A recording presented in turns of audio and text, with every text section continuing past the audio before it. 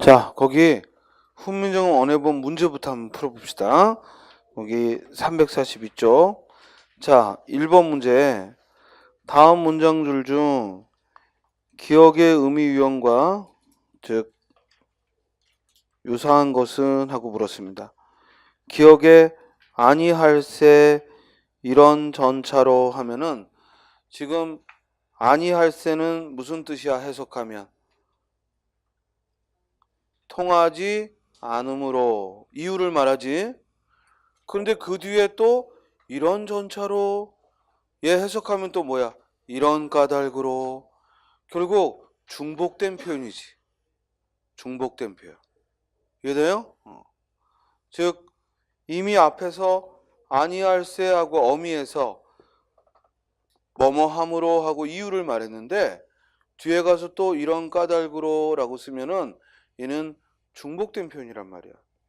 그러면 아래 현대문에서 중복된 표현을 찾으라는 거야. 1번 부당하게 억압받는 차별 대우에 시달려 왔다. 즉 차별 대우가 부당한 처벌이므로 이는 중복된 표현. 정답 몇 번? 1번. 이런 문제는요. 처음 대하면 뭘 묻는지 몰라서 틀립니다. 근데 한번 이런 유형을 풀어보면 이제 시험장에서 여러분들이 당황하지 않고 아, 이거 의미관계를 물어보는구나 하고 접근할 수 있지. 그래서 문제를 자꾸 풀어봐야 돼. 이걸 수업 시간에 미리 설명할 수는 없잖아. 그렇죠? 자, 2번은 신혼살림에 깨가 쏟아진다. 무슨 표현? 깨가 쏟아진다라는 말은 무슨 뜻이야? 무슨 뜻이야? 깨가 쏟아진다 무슨 뜻이야? 어? 실제로 깨를 쏟으면 이건 싸우는 거고 무슨 뜻이에요? 화목하다. 깜짝이야. 지금 선생님 뭐 잘못했니? 얘 지금 신혼에 화목하지 않아? 그래서 막 뭘 집어 던지는데? 자, 깨가 쏟아진다는 얘기 화목하다는 얘기야. 그러면 이렇게 원래의 뜻이 아니라 두 단어가 만나서 새로운 의미를 만들어. 그럼 이런 걸 뭐라고 그래? 관용적 표현이라고 하는 거야. 우리가 흔히 관용어라고 하고 수거라고 하지. 그렇지?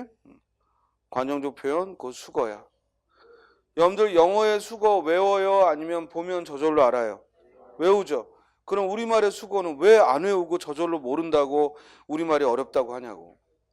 우리말의 수거들도 외워야 되고 외워야 될 수거는 여러분들 부록에 다 넣어놨어. 알겠어요? 거기 있는 것만 하면 돼. 이해됩니까? 더 하지도 말고 거기 있는 것만. 제발 책에 있는 것만이라도. 그거 외우라고 이렇게 모아놓은 거니까 그거는 그때그때 외워보라고.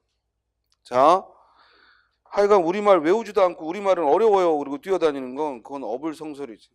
말이 안 되는 거예요. 자, 3번 사람들이 많은 도시를 다녀보면 재미있는 일이 많을 거다. 이때 첫 번째 줄에 첫 번째에 있는 많은 이라는 말에 밑줄 치고 이 많다가 사람들이 많다는 의미인지 아니면 뭐야? 여러 도시를 다녔다는 의미인지 해석이 둘 이상이 되지? 이렇게 둘 이상이 해석되면 뭐라고 그래? 중의적 표현이라고 하는 거지. 이럴 때 중의적 표현이라고 하지. 그 다음에 4번에 여행을 무척이나 좋아하는 아우의 친구를 만났다. 여행을 무척이나 좋아하는 밑줄 치고 자, 여행을 무척이나 좋아하는 사람은 아우야, 아우의 친구야? 두 가지 다 해석이 가능하지. 역시 무슨 표현? 중의적 표현이야. 그러면 이 중의성을 없애려면 가장 간단한 방법은 쉼표를 어디에 써주면 돼? 좋아하는 뒤에 쉼표를 쓰면 그러면 바로 뒤에 말이 아니라 그 다음 말을 꾸민다는 약속이라고. 알겠죠? 좋아하는 뒤에 쉼표를 찍으면 그 다음 말인 아우를 꾸미는 게 아니라 아우의 친구를 꾸민다는 약속이라고. 다음 2번 A부터 D 중 조사의 갈래가 다른 거 그랬어. 먼저 A는 무슨 조사? 무슨 조사? 비교 부사격 조사야. 뭐뭐과 다르다. 비교 부사격 조사야. B는 해석해봐. 뭐 어떻게 해석했어? 한자와는 서로 통하지 않으므로 한자와 서로 통하지 않는다. 역시 부사격 조사. 비교문은 아니야. 공동 부사격 조사. 뭐뭐와 함께 공동 부사격 조사인데 역시 같은 종류의 부사격 조사야. 다음 C. 이런 전차로 해석하면 까닭으로 무슨 조사야? 부사격 조사지. 로 부사격 조사지. 그런데 D에 못할 놈이 할 때 이는 무슨 조사? 주격 조사야. 그러므로 답은 몇 번? 몇 번? 4번. 다음 밑줄 친 조사의 격이 다른 하나는 이 말은 뭐냐면 이제 무슨 격 조사인지를 말을 해보고 나머지와 다른 거야. 1번 못할 놈이 아니라 무슨 조사? 주격 조사가. 2번 내 일을 위하여 무슨 조사? 주격 조사가. 내가 이를 위하여. 3번 제 뜻을 실어 펴지 못할 놈이 아니라 무슨 조사? 관형격 조사가. 제 할 때는 저의 관형격 조사가. 4번 어린 백성이 느리고저 어리석은 백성이 말하고저 무슨 조사? 주격 조사가. 쉽죠? 이게 알면 쉬운 거야. 고전문법은 아는 사람은 쉽고 쉽다는 얘기는 뭐냐면 빨리 풀 수 있다는 얘기야. 그러나 모르면 아무리 시간이 걸려도 답은 안 나오지. 그래서 결국 변별력을 가져올 수 있는 좋은 문제다 이 말입니다.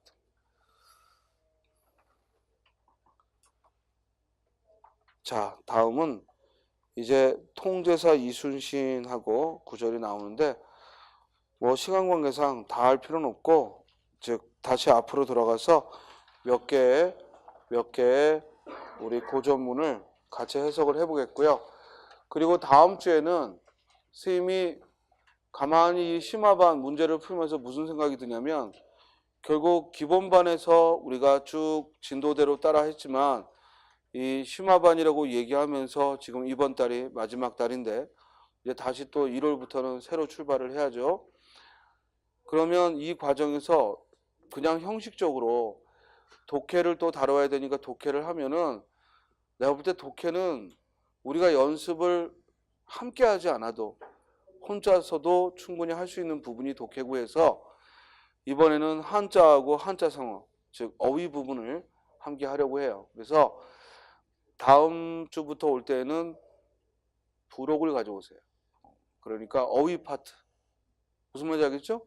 거기 보면 한자도 있고 속담도 있고 고유어도 있고 어휘 부분을 가져오시면은 거기 있는 문제를 풀고 또 거기 있는 어휘들을 익혀서 남은 3주 동안 우리가 어휘 부분을 조금 보강하고 그리고 이제 시험이 가까우니까 국어의 결국 실력 차이는 어휘에 달렸거든.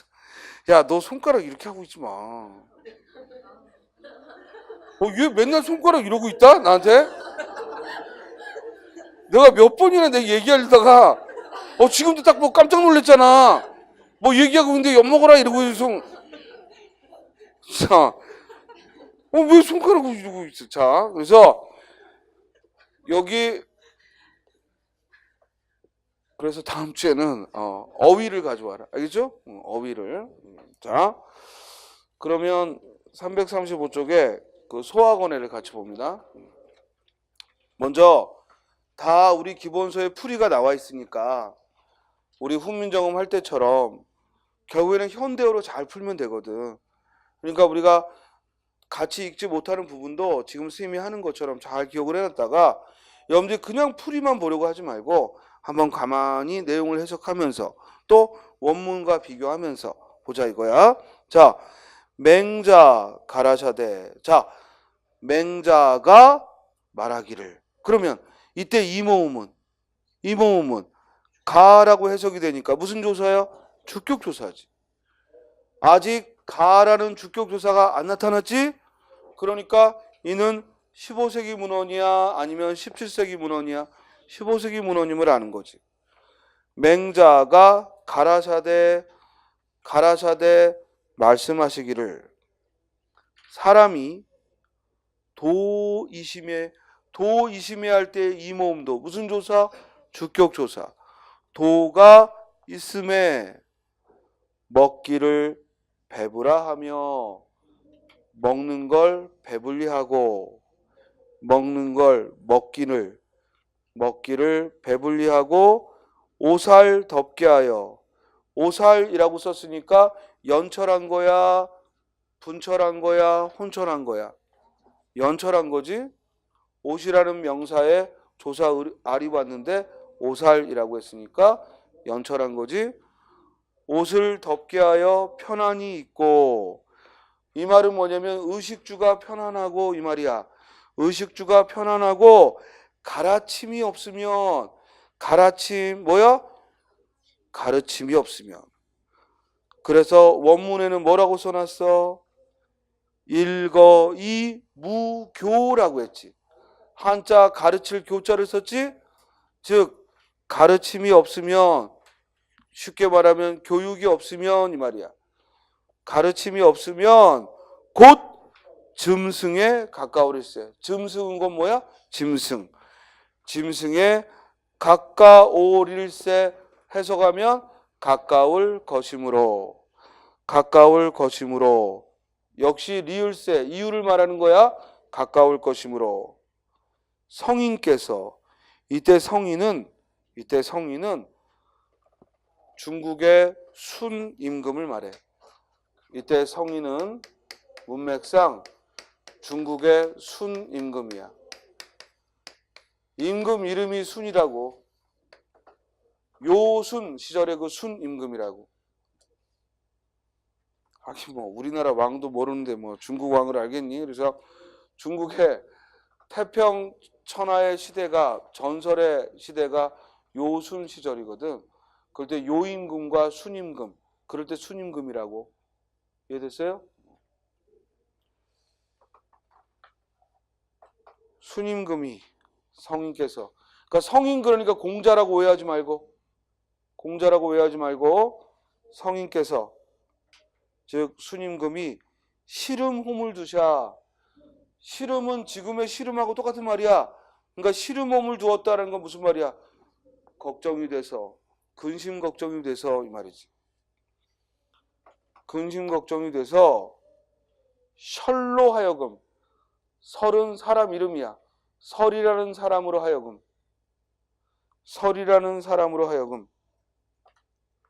사도를 해이샤. 사도는 곧 요즘으로 얘기하면 교육부 장관 같은 거야.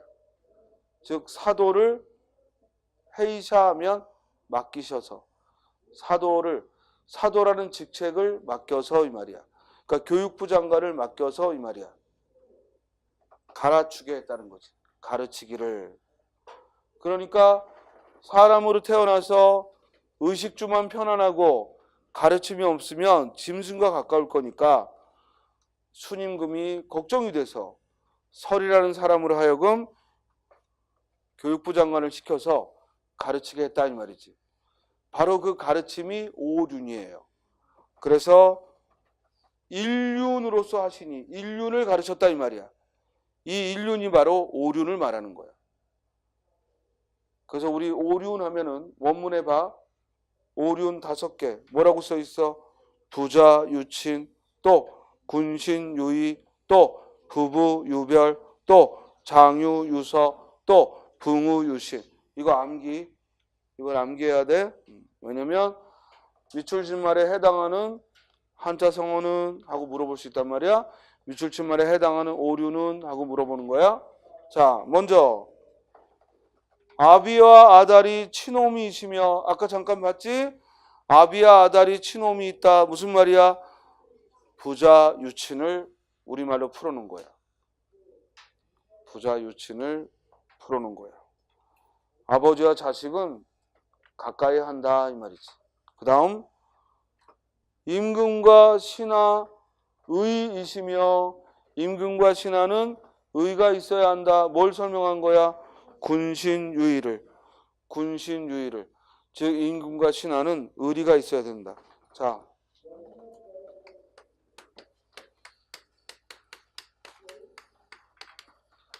임금과 신의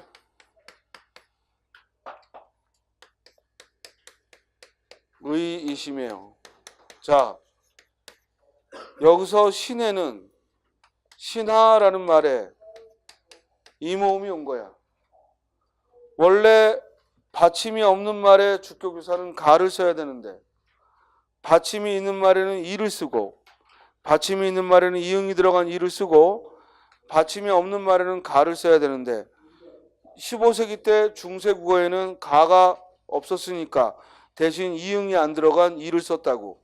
그래서 신해라는 이런 글자가 만들어지는 거야. 여기까지 이해되지? 근데 문제는 여기 있는 이모음이야.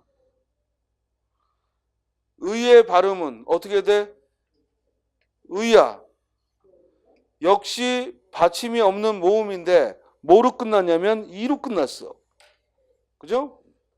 그러면 똑같은 이로 끝났는데 여기다가 또 이를 쓴 꼴이야. 이런 건 우리말에 없거든. 따라서 지금 이 경우의 의는 당시의 표기 규정에 의하면 잘못된 표현이야. 됐어요? 오타가 아니라 문법에 어긋난 표현이라고. 그러면 이때 의로 끝났을 때 이모음 계열로 끝났을 때 주격조사는 뭘 써줘야 돼? 뭘 써줘야 돼? 안 써야 돼. 그걸 우리가 제로주격이라고 해요. 안 써야 돼요. 주격조사가 없어야 돼. 그냥 해석상 임금과 신의 의이시며 이러면 임금과 신하가 의가 있으며 이렇게 하는 거지 이모음을 써서는 안 돼. 그래서 이 부분을 올바로 표기하면 어떻게 해야 돼? 의만 써주면 된다 이 말이에요. 알아둬요. 즉 이모음이 올 때는 제로주격, 주격조사를 안 쓰거든. 근데 여기 신의 의이심에 할 때 이는 잘못 쓴 거라고. 이해됐지? 이를 올바로 고치면 어떻게 하라고? 이를 빼면 돼. 자, 따라서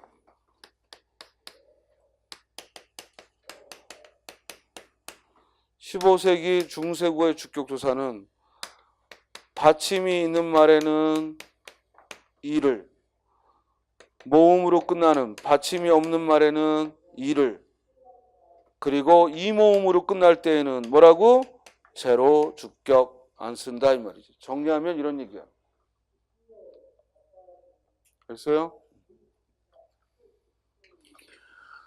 따라서 임금과 신하가 의가 있으며 이는 군신유의를. 다음 남진과 겨집이 가려움이 있으며 이때 남진은 누굴 말해? 남편이야. 가수 남진이 아니고 남편. 그래서 남편과 계집은 누굴 말해? 아내야. 이때 계집은 아내를 말하는 거야. 그냥 여자의 비속어가 계집이 아니라 아내를 계집이라 한 거야. 당시에는 계집이 아내나 누이나 다 계집이란 말을 쓰는 거야. 그러니까 나쁜 말이 아니었다는 거지. 원래 언어는요, 좋은 말 나쁜 말이 있을 리가 없지.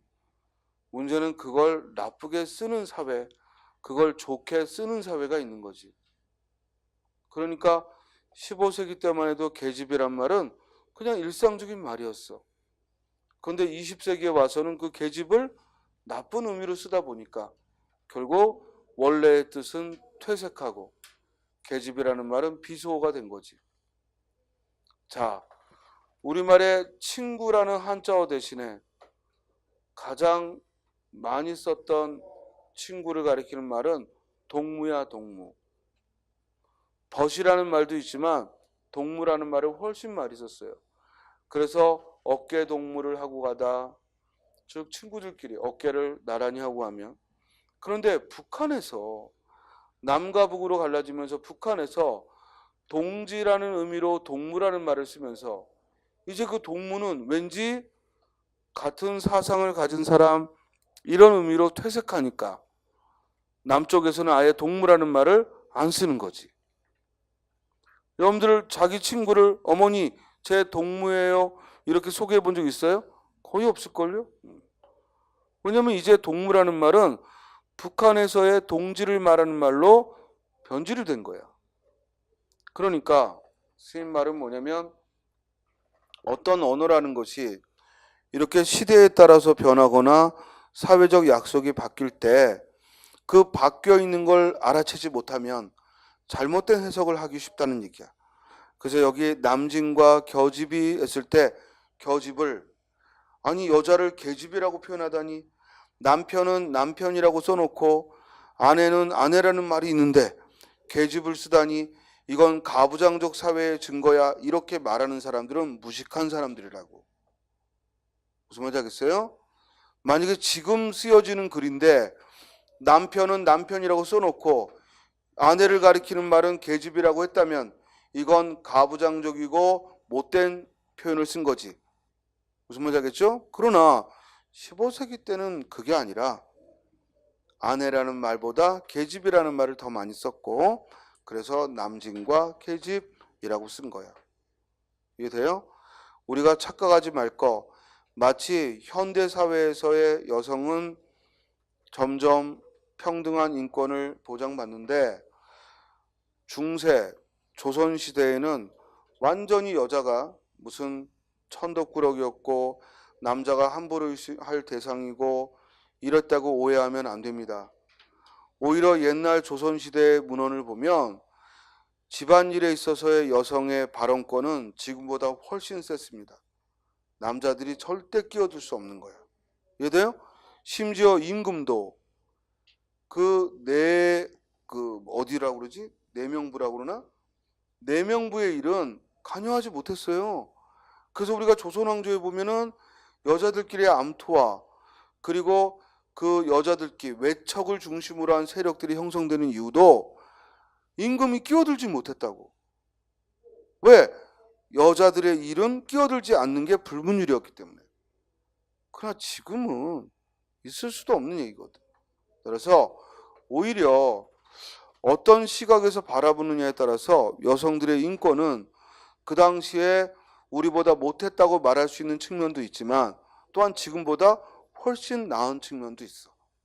적어도 그 당시에는 집안 살림의 모든 관건은 주관은 여성이 했거든. 그래서 며느리가 오면은 집안의 모든 창고 열쇠를 며느리에게 넘겨주는 거거든. 이해돼요? 그걸 시아버지가 중간에 끼어가지고 그렇게 따지는 게 아니라고요. 무슨 말인지 알겠죠? 따라서 우리가 옛날 글을 읽을 때 지금 시각으로만 읽어서는 안 되겠다. 항상 그 시대가 어땠는지 그걸 참고해서 봐야지. 안 그러면 무식한 말을 하게 되는 거예요. 그러니까 어휘를 썼을 때에도 예를 들어 옛날 문헌에 임금이 우리 훈민정음 언해본에도 보면 어린 놈이 이루고자 할 바가 있어도 마참내 제 뜻을 실어 펴지 못할 놈이 하니라. 야, 이거 임금이 이놈 저놈 백성들을 이러니까 백성들을 무시했군. 아니잖아요. 그때의 놈은 지금의 놈이 아니라 무슨 뜻? 그냥 일반적인 사람이었거든. 근데 그런 지식이 없이 야, 세종이 좋은 임금인 줄 알았더니 백성들한테 이놈 저놈 하는 거 보니까 세종도 별거 없군. 이렇게 하면 나 무식해요 라는 말밖에 안 된다고. 그렇죠? 그러니까 항상 고전을 해석할 때는 지금 우리가 쓰는 어휘하고 좀 다른 의미일 때 더 눈여겨두는 거예요. 자, 남진과 겨집이 곧 가려움이 있다라는 말은 오륜에 뭘 해석한 거야? 부부유별. 그러니까 여기 가려다라는 얘기는 구별한다는 얘기야. 그럼 무슨 뜻일까? 남편과 아내가 구별함이 있다라는 건 무슨 뜻이야? 이건 가부장적인 태도를 말하는 게 아니라 남편이 할 일이 있고 뭐야? 아내가 할 일이 있다. 물론 조금 더 적극적인 페미니스트라면 아유 남자가 할 일 여자가 할 일이 어디 있습니까? 이렇게 말할 수도 있지만 스님은 남자가 할 일 여자가 할 일 또는 남편이 할 일 아내가 할 일은 있다고 봅니다. 우리가 왜냐하면 신체적으로 다르잖아. 이해돼요? 그리고 요새 또 남자들 중에 이 찌질한 놈들은 또 남녀 평등을 내세우면서 오히려 자기는 집에서 가사 일을 하고 그리고 아내가 돈벌이를 하기를 원해서 장가를 들려고 하는데 항상 여자가 안정된 직장을 가지고 있는지를 점검하는 이런 미친놈들이 많아요 요새. 그래서 우리가 여학생들이 나중에 공무원이 합격한 뒤면 인기가 좋아집니다. 왜냐면 4대 보험이 되는 안정된 직장이기 때문에 갑자기 인기가 좋아져. 그걸 본인의 인기로 착각하면 안 돼. 무슨 말 알겠어요? 그래서 갑자기 내가 나이가 들더니 더 예뻐졌나 봐. 또는 뭐 내가 공무원이 되더니 뭐 더 뭐 아름다워졌나 봐. 이런 착각에 빠지면 나쁜 놈 만나게 되는 거예요. 그런 직업을 보고 만나면 안 되죠. 됐어요? 그러니까 우리가 그런 착각에 빠지지 말아야겠다. 선생님, 그럼 남자도 공무원 4대 보험이 되는 공무원이 되면은 좀 더 인기가 좋아집니까? 안 좋아져. 왜냐면 남자가 훨씬 더 많아. 결혼 정년기에 있는 여성보다 남자가 많기 때문에 일단 남자가 더 의리야. 인원이 비슷해야 되는데 여러분들 때만 되더라도 여성이 더 적어요. 왜냐면 여러분들 부모님들이 딸을 가지면 없애버리고 알겠어요? 아들을 가지면 낳고 이러던 때였기 때문에. 그래서 기본적으로 요새도 보면 주변에 나이가 30이 훌쩍 넘었는데 미혼이다 그러면 여자가 더 많습니다. 왜냐면 남자 새끼가 없어요. 그래서 지금 30대들은 이 남자가 부족하지만 딱 지금 20대 후반, 20대 중반 요때는 남자가 더 많아. 그랬어요? 그렇기 때문에 요번에 그 이해찬이 그런 말 했다가 욕먹었는데 다른 나라로 시선을 돌려야 돼. 그래서 동남아나 다른 나라로 돌려야 되고 오히려 여성들 입장에서는 본인들이 조금 더 이 선택의 폭이 넓어지니까 또 마음에 잘 안 차는 거죠. 그러다 보니까 여자 공무원들은 그 스님이 듣기에도 그 결혼정보회사 이런 데서 굉장히 순위가 높대요. 가입을 하면. 근데 남자 공무원은 가급적 안 받아준답니다. 그러니까 그렇게 그닥 인기가 크지는 않대. 그런데 이것도 또 좀 더 시간이 지나면 어찌 될지 모르지만 사실은 공무원의 인기가 제일 좋은 나라란 결코 좋은 나라는 아닙니다. 왜냐면 그건 기회가 많지 않은 나라란 얘기거든. 그렇지만 대신 안정된 나라인 건 사실이죠. 그렇기 때문에 또 우리가 뭐 나라 걱정할 게 아니라 일단은 여러분들 스스로 본인이 목표로 삼았으니까 일단 거기에 충실해야지. 자, 그래서 남진과 겨집이 가려움이 있으며 하면은 이는 남편과 아내가 뭐가 있다? 즉 각각의 해야 될 일이 있다. 구별함이 있다 이 말이에요. 그 다음 어른과 저문이 차례이시며 이를 오륜에서 뭐라고 써놨어? 장유유서. 그러니까 어른은 누굴 말해? 어른을. 그래서 거기 장자는 어른 장자야. 키 큰 놈과 작은 놈 이 뜻이 아니라 알겠어요? 어른을 말하는 거야. 그리고 저문이는 젊은이가 아니야. 한자에 뭘 써놨어? 유자를 써놨지. 어릴 유자를. 이해돼요? 그러니까 어른은 어른을 말하고 저문이는 뭐야? 어린이, 아이를 말하는 거야. 그래서 어른과 아이는 차례가 있다. 무슨 뜻이야? 찬물도 위아래가 있다라는 말처럼 순서가 있다는 거지. 그래서 어른과 아이는 순서가 있고 벗이 밑붐이심이니라. 이걸 오륜에서 뭐라고 써놨어요? 붕우유심. 무슨 뜻? 친구 간에는 뭐가 있어야 된다? 신뢰, 믿음이 있어야 한다. 부무유신하고 친구 간에는 신뢰가 있어야 한다라는 얘기. 사실 내용은 어려울 게 없죠. 그리고 주제는 뭐야? 이 글의 주제어는 하고 물어보면 항상 국어에서의 주제어는 네가 만드는 게 아니라 본문 안에서 찾으라고 그랬어. 그렇지? 이 글의 주제어는 일륜이죠. 일륜. 알겠습니까? 거기 써 있는 대로 세 번째 줄에 맨 앞에 가르추되 일륜으로서 하시니 그랬잖아. 일륜이 주제어지. 그리고 그 주제어에 해당되는 구체적인 말들 5개. 뭐라고? 부자유친, 군신유의, 부부유별, 장유유서, 붕우유신. 그렇죠? 자, 다음. 이제 소학원의 두 번째 명륜 제2편을 보면 공자, 증자다려. 자, 공자하고 이모음도 무슨 조사? 주격조사. 공자가 이 말이야. 증자, 다려 할 때 다려는 누구누구에게라는 부사격 조사야. 따라서 공자가 증자에게라는 얘기지. 공자가 증자에게 일러 가라사대, 이때 가라사다 말씀하시기를. 그러면서 이제 뭘 설명한 거냐면 몸이며 얼굴이며 머리털이며 살은 부목의 받자온 것이라 감히 허러 상의 어디 아니오미 효도의 비르소미요. 몸을 세워 도를 행하여 이름을 후세에 베펐어 부모로 현덕케 함이 효도의 마참이니라. 결국 이 글은 주제가 뭘 다룬 거야? 효도의 시작과 끝을 다룬 거야. 효의 시작과 끝을 다룬 거지. 자, 효도의 시작은 뭐라는 거야?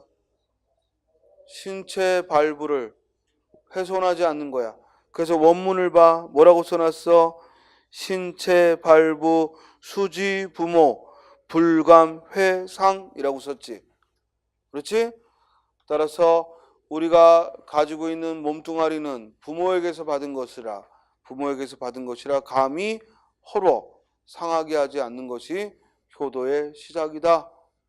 신체 발부는 수지 부모라 불감 회상 효지시하라.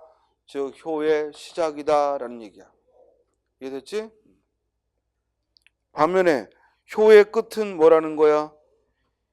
입신행도 양명어 후세라고 했으니까 줄여서 뭐야? 입신양명이야. 입신양명하는 것이 효도의 끝이다. 요즘이야 여러분들이 공무원 시험 합격하는 게 입신양명 곧 효도하려고 하는 건 아니죠. 여러분들 스스로를 위한 거지. 요새는 뭐 그닥 써먹을 만한 그런 교훈은 아니라고 봐. 왜냐면 또 몸도 여러분들 마음대로 귀 뚫고 코 뚫고 그죠? 그리고 또 문신 새기고 하는데 지금 이런 룰을 가지고 말한다는 건 좀 시대착오적이고, 솔직히 말하면 부모의 몸을 빌려 태어났지만 내 몸은 내 거죠. 알겠어요? 자기 몸은 자기 거지. 그러니까 스스로를 위해 가꾸고 스스로를 위해 또 만들어 가는 거지 부모 것이 아니죠. 그러니까 이 사고방식은 좀 예전의 사고방식인데 어쨌든 이 글의 주제는 효의 시작과 끝을 말하는 거야. 만약에 이런 이데올로기를 가지고 산다면 우리가 내가 내 마음대로 할 수 없으니까 항상 뭐야? 부모의 말과 부모의 뜻에 따를 수밖에 없는 거거든. 지금은 그런 시대는 아니죠. 그죠? 또 그렇게 살아서도 안 되고 한 번뿐인 인생인데 부모가 하라는 대로만 하고 부모의 뜻대로만 사는 건 아니죠. 다만 부모를 생각하고 염려하고 효도해야 하는 건 마땅한 일이지만 그렇다고 자기 자신의 주체적 판단은 다 버리고 그냥 부모가 기뻐하는 일만 하겠다는 건 그것도 바람직한 태도는 아닌 거지. 자, 해석하면 공자가 증자에게 일러 가르치기를 몸이며 얼굴이며 머리털이며 살은, 자 이걸 한자로 뭐라고 써놨어? 신체 발부. 그러면 얼굴에 해당되는 한자가 얼굴 면자가 아니라 몸체자라는 얘기예요. 그러니까 이때 얼굴은 지금의 얼굴의 뜻이 아니라 뭘 가리켜서? 몸 전체를 가리켰다고. 그래서 신체라는 말이 몸과 얼굴이라고 표현했잖아. 그러면 지금은 이 얼굴이 몸의 일부인 안면만 말하니까 어휘가 뭐 한 거야? 축소된 거죠. 그래서 얼굴은 의미가 축소된 사례지. 몸이며 얼굴이며 머리털이며 살한, 살이라는 낱말에 조사 안이 왔는데 왜 갑자기 히읗이 끼어들었느냐라는 거야. 그래서 우리말에 순우리말인데 울림소리로 끝나는 명사는 히읗이 오는 히읗 고경어, 히읗 받침 체언이 사용되죠. 그래서 살은이라고 쓰지 않고 어떻게 썼어? 살한, 살한하고 히읗이 끼어들었지. 부모의 받자온 것이라 할 때 끄이는 누구누구에게서라는 출발점을 말하는 부사지, 부사격 조사지. 따라서 해석할 때 부모에게서, 부모님께 이런 얘기지. 부모에게서 부모님께 받자온 것이라 자오라는 표현이 쓰였는데 이때 자오라는 말은 줄여서 잡, 그 아래 어구풀이를 봐. 받자오는 받다에 잡이라는 선어말 어미가 쓰였다는 거야. 이 잡이 뭐냐? 이 잡이 바로 객체 높임 선어말 어미야.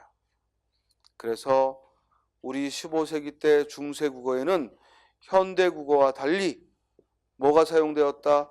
객체 높임 선어말 어미가 사용되었어. 질문. 현대국어에서는 객체 높임 선어말 어미는 뭐예요? 현대국어의 객체 높임 선어말 어미는 뭐야? 없지? 객체 높임 선어말 어미라는 게 없지? 현대국어는 주체 높임 선어말 어미 시만 있고 객체 높임 선어말 어미라는 건 없다고. 그럼 현대국어에서는 객체 높임은 뭐가 객체 높임을 드러낸다고? 높임말이, 높임말. 그 높임말 4개가 뭐라고? 들이다, 모시다, 뵙다, 여쭙다. 이와 같은 높임말이 객체 높임을 드러내는 건데 중세국어에는 객체 높임 선어말 어미가 있었다는 거예요. 그래서 여기서처럼 잡 또는 삽 또는 반침이 들어간 잡, 이렇게 3개, 잡, 삽, 잡, 이렇게 셋은 얘가 다 뭐야? 치음이지, 치음. 그렇지? 이는 객체 높임 선어말 어미. 여기서처럼 받다 하고 디귿 받침일 때에는 지읒이 들어간, 즉 어미를 쓰는 거죠. 그래서 받자에다가 오가 와서 받자오니 객체 높임 선어말 어미가 쓰였다 하는 거 주의하기 바랍니다. 우리 객체 높임이란 목적어나 부사어가 높임의 대상이라는 얘기인데 여기 부모님이 부사어로 나왔으니까 부모님께 받은 것이다 라고 해서 받자온 하고 객체 높임을 썼죠. 받은 것이라 감히 헐어, 이때 헐어는 헐게하여 사동문이죠. 헐어하면 헐게하여 사동문이지. 어구풀이를 봐. 헐다에 우라는 사동접사가 쓰인 거야. 헐다에 우라는 사동접사가 쓰여서 헐우어 하면은 헐게하여. 상해오디, 이때도 상하게 하지, 역시 사동접사 이 오가 쓰여서 상하게 하지, 상하게 하지 아니홈이, 상하게 하지 아니홈이, 상하게 하지 않는 게 효도의 비르소미요. 비르소미다. 뭐야? 시작이다. 지금도 비롯이라는 말 쓰지. 비롯. 시작한다 이 말이야. 따라서 비르소미요. 시작이고 여기까지는 효의 시작을 말한 거야. 효의 시작은 어디에서부터 출발한다? 신체 발부를 뭐 하는 거?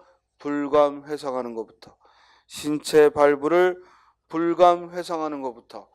신체 발부를 상하게 하지 않는 것부터 효도의 시작이다 이 말입니다. 다음 몸을 세워. 이때도 사동문. 몸을 일으켜 이 말이야. 몸을 일으켜. 몸을 세워 하면 몸을 서게 하여. 몸을 일으켜. 도를 행하여. 그 이름을 후세까지 베풀어. 그래서 그 아래 보면은 베풀 양자를 썼잖아. 양명 후세. 그래서 즉 후세까지 베풀어. 써는 써 이자를 그대로 해석한 거야. 그럼으로써 이런 얘기지. 연결어로 쓴 거야. 그럼으로써 즉 그렇게 베풀어 그것으로써 부모를 현덕해 함이. 현저하다라는 말은 원문에 봤더니 이현 부모라고 썼잖아. 이 현자가 무슨 현자? 드러날 현자. 현자는 드러날 현자. 따라서 이현 부모 하면 부모를 드러나게 함이. 그러니까 내가 이름을 떨쳐서 명예를 높여 저놈 저 부모가 누구야 하고 그 부모님을 드러나게 하는 것이